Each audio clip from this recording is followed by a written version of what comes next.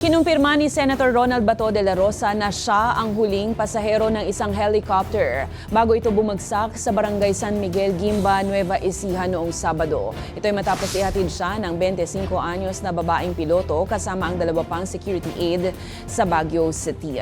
Wala umanong ideya si de la Rosa kung ano ang naging sanhi ng insidente, lalo't wala rin umanong aberyang napansin siya sa makina ng chopper nang sila ay bumabiyahe.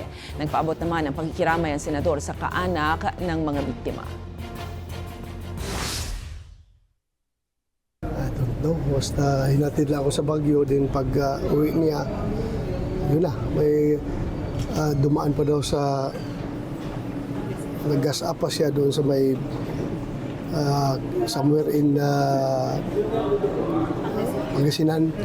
Then binalunan ba yun? Binalunan, sir. Tapos paglipad, doon na sa bumagsak sa may Guimba, Nueva Ecija.